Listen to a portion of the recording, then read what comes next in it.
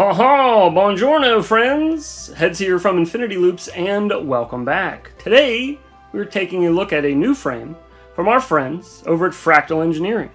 This is the crossbow. It looks way cooler, I promise. Now, while Yves may be French, he is no Claude Monet, you know? He is no Alain Maltese. He's definitely no Edgar Degas. But he is an artist when it comes to thinking outside of the box when it comes to FPV frames. That is just an idea that he sketched down on a napkin long ago when he first had the idea for the crossbow. Now, a lot of times in this video, you'll probably catch me calling it the X-bow. This is Yves' fault. See, if you look on their webpage for the crossbow and you search the word crossbow, you will find it exactly 0 times. So, I've gotten quite used to the last few months calling it the X-bow. So if you hear me say both of those in this video, please forgive me, but again, it's Yves' fault. Now enough lollygagging, let's get into the basics of this frame. We'll go over the build a little bit that we're going to be flying today, and then we get into the juicy bits where you get to see how it flies, how fast it goes, how it freestyles, and also how it breaks, because I did all of those things. Now, as far as information about the frame, let's start at the tippy top with the thing that everybody wants to know first. How much am I going to have to spend to pick one of these up? Currently, on Fractal Engineering's website, you can get just the frame kit, which includes the carbon and the hardware needed for the frame, and that will cost you $44.99. They also have a bind and fly available right now, as far as when I'm recording this, that is HD0 only. It's the only one I could find, and that is $250.99. Another thing I want to mention at the top of this video is that this is not going to be a full-blown go-through of the build as far as how I put the frame together. This is not a frame for beginners. If you are new to building FPV frames, don't get this frame. Please don't do it yet. Wait.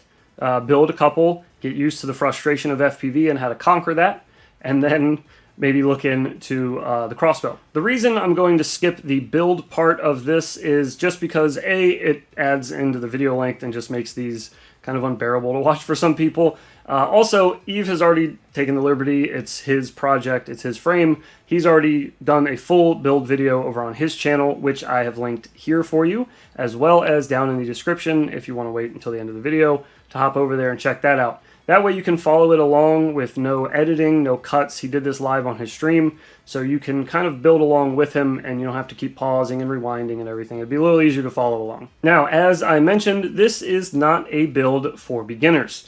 For 2 reasons, mainly, I would say. Number 1, this is not your average 3.5-inch FPV frame. It's not like you can just put everything on this one carbon plate and let her rip. It's not just like there's some separate arms that you can have to finagle into the center piece and get them to line up. It's not that simple. It's a little more complicated than all of those, I would say. I'd say it's probably one of the more complicated frames I've ever put together myself, outside of maybe like an old Redshifter's 3D printed frame, if any of you have been around long enough to remember those. The second reason being that I personally found it a little difficult to keep things tidy when I was building it, like get all the hardware necessary into the build and have room for everything and make sure things weren't touching each other so that they'd short out when they were powered or vibrations would travel to the flight controller. It was just, you had to get things just right, and I feel like if you don't have the patience for building and you don't have the experience with building or frustrating builds and just having to plow through it, this is definitely not something you're going to want to start on. You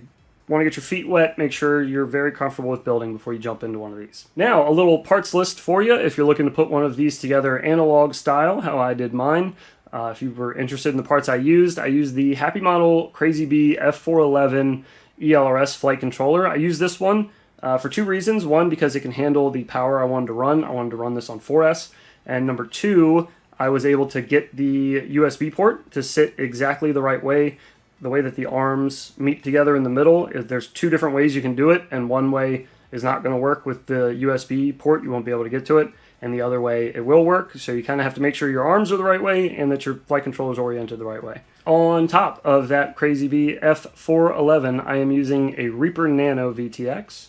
On this build, we'll be chooching along with some Emax Eco 1404 3700 kV motors, and those are going to be spinning some tri-blade Gem Fan 3.5 inch 3525 propellers. Also, all the DVR you'll see today was recorded through the Runcam Nano 2. And one final thing I can mention about this build, at least if you want to copy the build I'm doing on this frame, is that using a Tattoo 4S 650 milliamp XT30 battery, I was able to get over 10 minutes of flight time. And I don't mean hovering or putzing around or like Cinewhoop flying. I mean full throttle punches, haul and buns, just flying hard like I normally would. Just my normal freestyle flights. I got bored eventually and was like, this is too long. So I'll include some of my flight times up here. Again, I don't remember exactly how long they were. It's just, oh, look. Oh, whoa, look at that one. That was a long one. So like there were long flights. If you want to copy this same build on this same frame, it doesn't even need to be on this frame. Honestly, the flight time has nothing to do with the frame, I should say. It just has to do with the build. Now, finally, before we get into some of that sweet freestyle flight footage, let's go over some quick pros and cons that I found about this frame. This is just me personally. I'm sure there's other reasons to get this frame or not get this frame. These are just mine. The pros, number one, I would say, is the unique design found here on the X-bow, or the crossbow. Fractal Engineering always does very creative designs and puts a lot of thought into these designs, as you can see with the napkin drawing. But he does like to focus on the unique and the things that haven't been done before. He's not looking to just make another 3.5 inch frame. He's trying to make something that nobody else has done. And I think with this frame, he has achieved that. The second thing I really appreciate about this frame is its ability to do things like juicy flicks or like really flowy split S's or Immelmans. Anything that really is working on your roll axis where you're kind of smoothing in some yaw with it. I don't know if it's because the arms aren't flat, it's because they're standing straight up or what. It's something about it. It just flies incredibly. I love the way it flew. It was very smooth, kind of unexpected almost. Like I wasn't expecting that much smoothness especially out of a stock Betaflight tune on it. It flew really well. I was actually really impressed with it. So I guess with my little knowledge of aerodynamics, I would say aerodynamically, I like the way this one flies. I don't know if it would do good in a wind tunnel compared to a normal frame or anything. Don't hold any of that to me. But as far as the flight feeling, I've flown 3.5 inch toothpicks before. I actually have another one that I'm flying currently with that one. There's another video coming on that one soon. But this one, it's just unique. It's very unique, I'll say that. The way that it flies, the characteristics of it are very unique. Another pro that I would list it as a pro at least. Some people might list this one as a con, but I actually enjoyed, there was a lot of aha moments while I was building this frame. Now, I didn't have the video to go off of just yet. I was going off of text instructions through a DM with Eve and some photos that he had sent, but I didn't really have like a step-by-step instructional video on it yet. And there was a lot of those aha moments where things came together, and when they finally all clicked together and I could see what Eve was going for with like that particular piece, there was a lot of moments like that with this frame, and I don't know, I kind of enjoyed that. You don't get that often. Most FPV builds are fairly straightforward. You know, it's pretty much the same thing, more or less. So this was different, and to me in a good way, to others maybe not. Maybe you might find it frustrating. And the final pro that I'll talk about at least today that I noticed was that this thing just moves. Like in the air, it moves so well. I know I mentioned the handling already, but like just it feels really light, the way that it moves through the air. It's really hard to explain. It might be one of my lighter 3.5 inch builds that I've done. It's more about performance with this one. It's not so much about durability though, and that brings me to our cons. As I had mentioned previously in the video, this is not a Bando Basher kind of frame. I think it even specifically says this on the website. This is a artistic and superior performance frame. This is a frame that looks beautiful, doesn't look like any of the other ones, very unique, and it also performs beautifully, very well, very, very nice flights. But it does not crash well at all. So this is not going to be one you're going to want to pick up for bando bashing. If you fly around a lot of concrete, if you crash a lot, and it's usually hard crashes, you're not going to want to pick up something like this. Again, this is made for an experienced builder, as well as an experienced pilot. So do not buy this expecting to survive several crashes with it. Now, outside of us investing all of our skill points into performance and absolutely none of them into durability, we should move on to the next con, and that would be the build process. So if you're not getting the bind and fly, or if you get the bind and fly and crash it and need to replace something, you will see the complexities of this build. Now, it's not impossible. It was easy enough for me to figure out with just looking at pictures. So I have full faith that you can handle this as well, because I am not like an engineer by any means. I'm just a dude. So if I could look at pictures of it and figure it out, it's like putting Legos together. All right, now that is enough sweet talking and trash talking this frame. Let's get out there and show you how it flies. When you come back, we will talk about it, and I will also show you why mine is broken.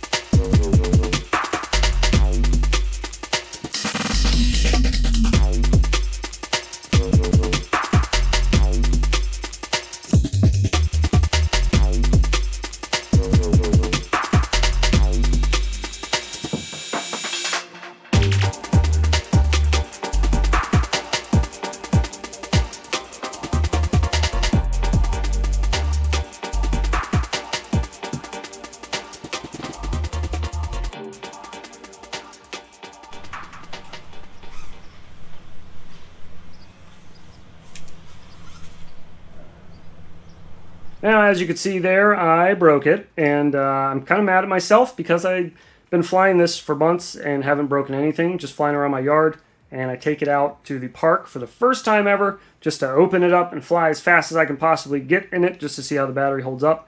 And I don't even crash it while going fast. I crashed it into a tree going not fast at all. I was just kind of farting around betwixt the branches and happened to catch one. I'm not sure if it's the branch that broke the arm here or if it was plowing into the ground. I did hit it with this arm, and then I also crashed like that. So I hit the arm twice, and I'm not sure which one did it, or maybe both did it. But I happened to break the one all the way across here. This snapped clean off, and I think when it snapped off, either it went up and smacked the propeller and bent my propeller really badly, or this propeller plowed into the dirt when it fell to the ground, and that bent it. Either way, that is very bent now, and this other arm is also broken here. It's harder to tell, but this arm is broken. It's got a little Fractal Engineering there in the middle. So I have 2 new arms coming from Eve. I was very upset when this broke. I've enjoyed flying this a ton, and I'm sad to have to bench it. But again, like I said, that is not a durable build. That's not the reason why I was flying it, so breaks are going to happen, and you kind of have to expect it with that. Now, if you're looking to crash one of those for yourself, you can pick one up over on Fractal Engineering's website. I'll leave that link down below in the description near the top. I'll also move up our affiliate link for Fractal Engineering. It's not exactly an affiliate link, actually. It's a coupon code. So when you go to checkout, you can just use code InfinityLoops, and that will save you, I think it's 10%. I'll double check myself right here if it's 10% or not. Thank you. That coupon code will work for anything Fractal Engineering, as long as it's solely Fractal Engineering. So like the Bind and Fly has parts from other companies in it, won't work on that. But if you're getting just the frame kit, it will work for that. You save a little bit of money, we get a little in return. It helps support us and help save you some money.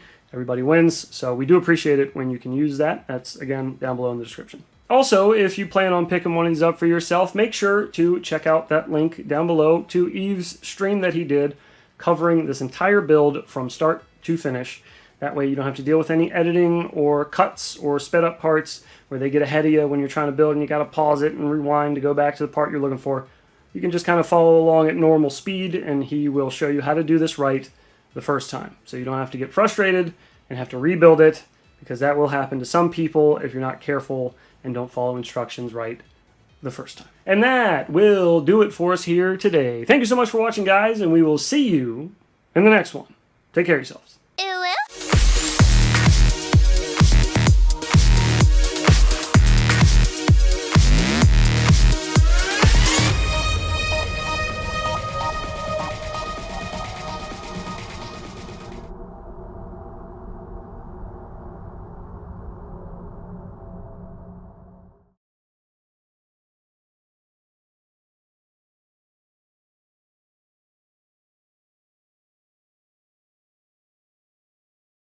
We are gonna draw designs on napkins again. We are gonna build 3.5-inch toothpicks again. We are gonna make fractal suck again.